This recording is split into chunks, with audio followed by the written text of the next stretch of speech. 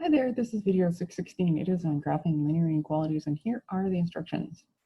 So like most of the time when I have like the question here and the steps over there, they don't fit on here. So this video is going to be mostly just me talking about what we're going to do, and then we're going to do it. So this is kind of a cool page to have handy when you're doing these, or at least know where it is. So number one, do not be afraid. You can do this. Math is not that bad. Just got to believe in yourself. If you're freaking out, the answer is I can't do it yet, but I'm going to do it. Okay, so the questions do look a whole lot, look kind of scary, but most of it when you break it down, and we've done all the individual bits by now, it's not so bad. All right, so draw the table that we use for the linear equation. Sorry. Oops. For linear equations, in the middle section, write the inequality. So this one look like this. I don't have room to do it. So x, y, and I'm going to go y is equal to 8 minus 3x. All right. So the part that we care when we start is this. And key here, make that replacement. So this, you need to make that change. Because what we're doing with when we draw this, when we actually draw the line, is we're drawing the border. So the border is the border. Sorry, the border is the edge. And then afterwards, we're going to worry about checkpoints to figure out what the inequality part. But for now, we can just make it as an equals. And it doesn't matter whether less than, greater than, it can be less than, equal to signs, greater than, equal to signs. Don't care, just replace it with an equals.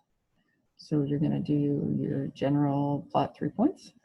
Now, things that we looked at already from our R-Win diagram. If the inequality was a less than or greater than sign, do dotted lines. I can't believe I just gave you sound effects for that. Okay, well, feel free to make sound effects when you make it.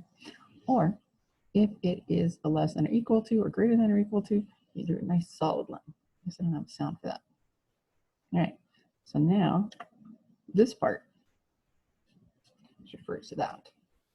And in this case,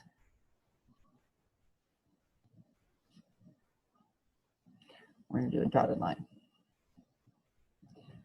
Do your 2 checkpoints to determine the feasible region of the graph, right? There was a video on that. You do 1 point anywhere in the graph, and then you do 1 on the other side. 1 should be a plus, 1 should work, 1 shouldn't. All right, so then you know which side you're going to graph. So one's got an X, one's got a check. And then you need to figure out how to show the feasible region, which is the R-Win part. So if it's a real, we shade any quadrants, you've got whole dot numbers. Okay, so this is what we actually wrote on the other video. Integers, dots, and 80 quadrants, and natural numbers in the first quadrant, but you don't include the axes. And then especially if it's a word problem, is your answer reasonable? Sometimes you can kind of guess to see if this makes sense. And here we have our hint. Oops, sorry. All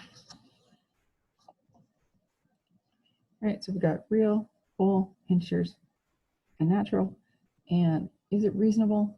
So if you've got a word problem and yeah, just reread it, see if it makes sense. And then we've got your diagram here with natural numbers and whole numbers and integers and rationals and irrationals. And all of this together